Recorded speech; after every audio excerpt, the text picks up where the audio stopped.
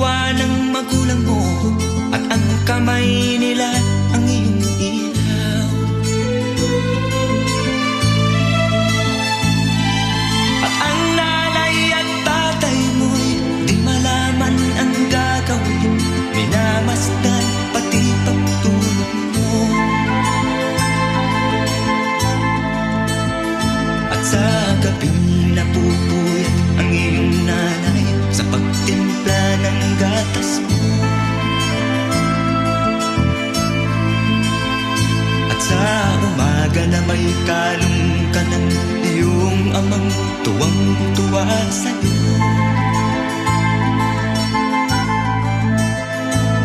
Ngayon nga ay malaki ka na, ang nais mo'y maging malaya. Di man sila payag, walang magagawa.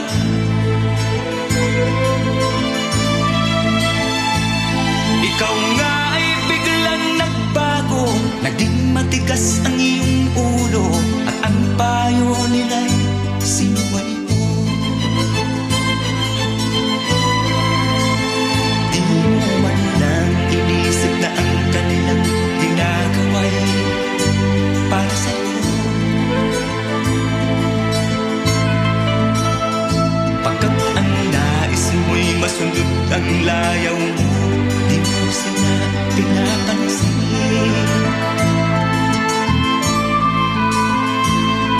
Nagdaan pang mga araw at ang landas mo'y naligaw. Ikaw ay nalulung sa masamang bisyo.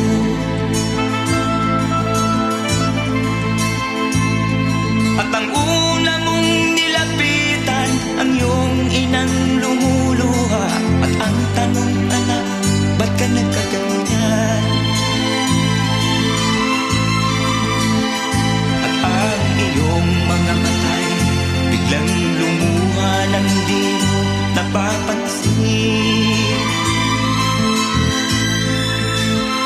Pagsisisiyag sa isip mo, nalaman mo ika'y nagkamali. Pagsisisiyag sa isip mo, nalaman mo ika'y nagkamali.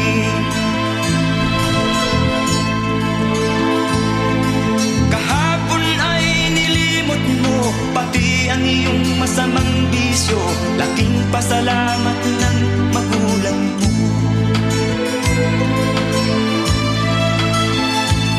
Ikaw nga ay tuluyang nagbago, natagpuan ang sarili, galaw ng isip mo matuwid na. Patuloy ang takbo ng araw at ikaw ay natutong umibig. Hindi naglaon at ipinasya mo, lumagay ka na sa tahimik. Pagkabinata mo'y natapos na, malapit ka nang maging ama, kaya lalong nagsikap ng gusto.